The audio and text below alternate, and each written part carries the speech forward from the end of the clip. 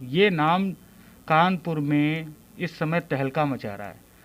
कौन बनेगा करोड़पति में 50 लाख जीतकर इन्होंने न सिर्फ कानपुर का नाम रोशन किया है, बल्कि क्षेत्र यशोदा नगर का भी नाम इन्होंने रोशन किया है। हम मौजूद हैं इस समय शिवम राजपूत जी के घर पे और जानने का प्रयास करेंगे इस पूरी जर्नी के बारे में। आइए सीधे बात करते हैं शिवम राजपूत जी से। पहले तो हम आपको खबर टुडे की पूरी टीम की ओर से बधाई देते हैं और धन्यवाद आपका भी।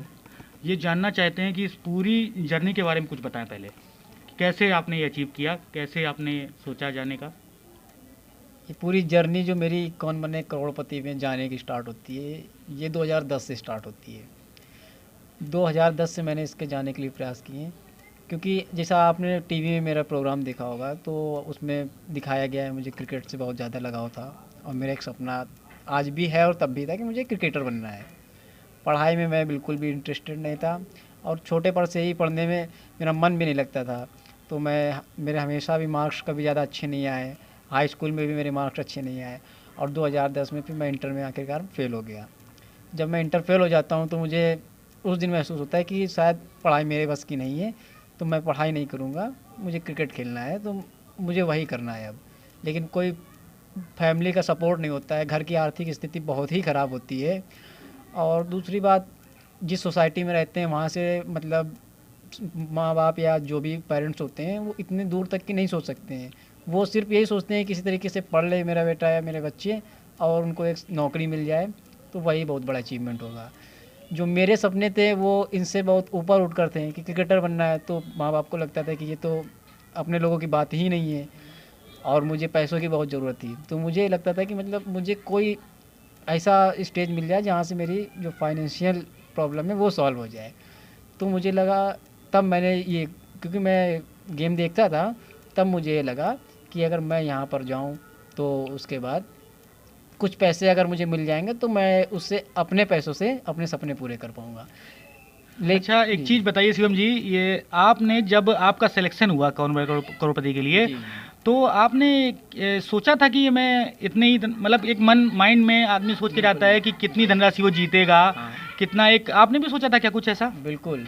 जो मेरा उनके टीम के पास वो इंटरव्यू वगैरह होते हैं, दिखाए नहीं जाते हैं, बहुत सी लिमिटेड चीज़ें टीवी पर आ पाती हैं। तो वो भी पूछते हैं कि आपका कितना टारगेट है, कि आप कितना यहाँ से सोचते हैं कि मैं लेके जाऊँगा। तो मैंने एक अपना बताया, मेरा एक न्यूनतम या मिनिमम जो मेरा टारगेट है, मैं यहाँ से 25 लाख रुपए के मेरा एक है कि मैं यहाँ तक इतना तो मुझे अचीव करना ही है यहाँ से। अच्छा, एक हमने सुना कि आप Uttar Pradesh power corporation limited में चित्रकूट में क्लर्क भी हैं। जी। तो ये बताइए कि अब जब जब आप 50 लाख रुपए जीत चुके हैं, जी। तब क्या अब इस पैसे का क्या करेंगे और क्या ये नौकरी जारी रखेंगे कि आप चूंकि आपने बताया कि आपका सपना है क्रिकेटर बनना, तो उस फील्ड में क्या कुछ करेंगे क्या? जैसे कि मैं अभी यूपीपीसीएल में क्लर्क के पद पर कार्यरत हूँ चित्रकूट में। अब मैं अभी ये जो धनराशि मुझे मिली है, जो मैंने 50 लाख रुपए जीते हैं, तो क्योंकि ये तो अभी मतलब मैंने जीता है, तो अभी मेरे पास इतना ये नहीं समझ में आ रहा है कि मैं इन पैसों का क्या करूँगा, क्योंकि ये छोटी मोटी रकम नहीं है, बहुत बड़ी रकम होती है। और मेरी आर्थिक स्थिति इतनी ख़राब रही है, तो मैं उसको पहले उसके लिए समय लूँगा कि मुझे क्या करना चाहिए, कैसे करना चाहिए, क्योंकि पैसों की बहुत कीमत होती है। ये पैसों को हमें बर्बाद नहीं करना है, उसको अच्छे से इस्तेमाल करना है। बिल्कुल। मेरे घर की आर्थिक स्थिति बहुत ही ख़राब है। जैसे कि अभी आप मेरा इंटरव्यू ले रहे हैं, तो ये देखिए मेरे पीछे की दीवार भी नहीं है, अभी पर्दे पड़े हुए हैं। हाँ, तो पहले एक अपना घर, एक जो मेरे सबसे प्राथमिकता है, एक अपना घर अच्छे से पूरा कंप्लीट करा लूँ। और क्योंकि ये ठंडी के समय हवा चलती है तो पूरे अंदर तक हवा आती है। तो सबसे मेरे लिए एक ही इस समय प्राथमिकता है कि मैं इन पैसों से अपना घर एक अच्छे से कंप्लीट करा लूँ, और उसके बाद आगे क्या करना है वो समय के अनुसार, थोड़ा समय लेने के बाद मैं उस पर काम करूँगा। और वैसे मेरे कल ऑफिस की तरफ से, मेरे डिपार्टमेंट की तरफ से भी मेरे पास फ़ोन आया कि आपको क्रिकेट में इतना ज़्यादा इंटरेस्ट है, तो मैं आपका नाम पावर कॉर्पोरेशन की जो टीम है उसके लिए मेरा नाम दे दिया गया है। बिल्कुल, बहुत खुशी की बात है ये। बस यही है कि अब आगे अभी देखते हैं और क्या होता है। अच्छा शिवम जी, जब आप जीत करके आए थे तो मोहल्ले वालों की और रिश्तेदारों की क्या प्रतिक्रिया रही है आपके लिए? जब मैं वहाँ से, क्योंकि ये तो ऑन एयर होने में समय लगता है, तो अब आज सबको पता चल रहा है कि मैंने इतनी राशि जीती हुई है। लेकिन जब मैं वहाँ से जब आया था, तो आपस में ये मतलब मोहल्ले में और रिश्तेदारों को थोड़ी जानकारी थी, दोस्तों की जानकारी थी कि मैं वहाँ से कुछ पैसे जीत के आया हूँ। लेकिन हाँ, क्योंकि कंडीशन होती है कि मैं ये नहीं बता सकता हूँ मैं कितना क्या जीता हूँ, तो मैं ये ओपन नहीं कर पाया। लेकिन बिल्कुल, सबको ये पता था कि मैं वहाँ से जीत कर इतना आया कुछ हूँ। जीत के आया हाँ, हूँ। तो मुझे मतलब ये विश्वास नहीं था कि मेरे साथ यहाँ पर किस तरीके का बिहेव होगा। मैंने सोचा था कि सब लोग नॉर्मल बिहेव करेंगे। लेकिन जब मैं कानपुर आया तो एयरपोर्ट से मम्मी के साथ मैं और मम्मी गए हुए थे, तो एयरपोर्ट पर हम लोग वेट कर रहे थे कि कोई टैक्सी मिल जाएगी तो मम्मी यहाँ से हम लोग कर लेते हैं। फिर वहाँ पे गाड़ियाँ आने लगती हैं, फिर देखते हैं तो बाहर निकलते हैं तो कई गाड़ियाँ खड़ी होती हैं, ढोल होता है, और वहाँ से लेकर घर तक घर आते हैं तो ये मेरे जो पूरी आप गली देख रहे हैं, पूरी गली सजी होती है। और बहुत अच्छे से मतलब मैं बयां नहीं कर सकता जिस तरीके से मेरा स्वागत किया जाता है। लोग मुझसे बात करने आते हैं, हमने उनसे कभी नहीं बात की होती है, क्योंकि गांव परिवार की बात है तो सब लोग एक दूसरे को जानते हैं। लेकिन मेरे सामने बैठते हैं, बात करते हैं तो उनकी आंखों में आंसू होते हैं, तुमने बेटा वो काम कर दिया जिसके बारे में कभी कोई सोच नहीं सकता है।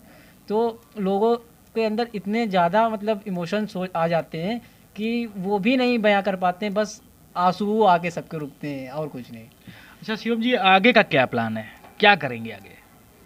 आगे का तो क्योंकि नौकरी तो आप कर ही रहे हैं, जी जी बिल्कुल। तो जॉब के साथ साथ अब आगे का क्या प्लान है?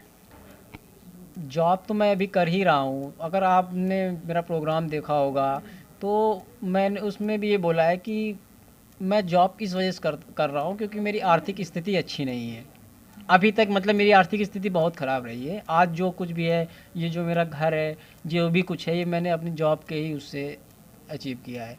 लेकिन मेरा कभी भी ये सपना या उद्देश्य नहीं रहा कि मैं अपना पूरा जीवन एक नौकरी से ही गुजारूँ। जैसे कि मेरा एक क्रिकेटर बनने का सपना था, और भी मतलब इच्छाएं होती हैं। एक समय के साथ साथ जब आप मैच्योरिटी आपकी बढ़ती जाती है तो लगता है कि मैं कुछ और अपना मतलब किसी तरीके से अपने समाज के लिए काम कर सकूं, या किसी तरीके से मैं लोगों की मदद कर सकूं। तो उसके लिए फिर एक कोई प्लेटफॉर्म की ज़रूरत होती है।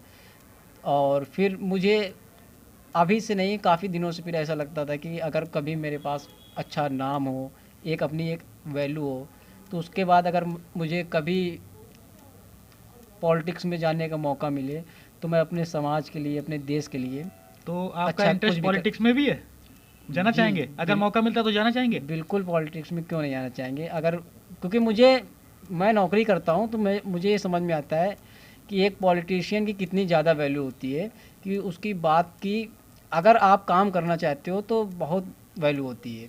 अब आपके ऊपर डिपेंड करता है कि आप मतलब अपने उस पद का या आप जो कुछ भी है किस तरीके से ये उपयोग करना चाहते हैं। किसी की इच्छाएं होती हैं कि मैं मतलब अगर लोगों का ये होता है कि एक बार हम कुछ चुनाव जीत गए या कुछ हो गया तो वो मेरे जीवन भर के लिए हो जाएगा, वो एक अपनी अलग सोच होती है। लेकिन अगर कुछ लोग ऐसे भी होते हैं जो समाज के लिए अपना जीवन समर्पित कर देते हैं, और अगर किसी तरीके से किसी को अपने देश के लिए या अपने समाज के लिए काम करने का मौका मिले तो उससे अच्छी कोई बात नहीं हो सकती।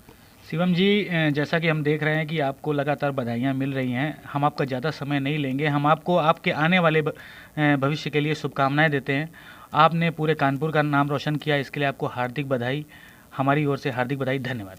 Thank you.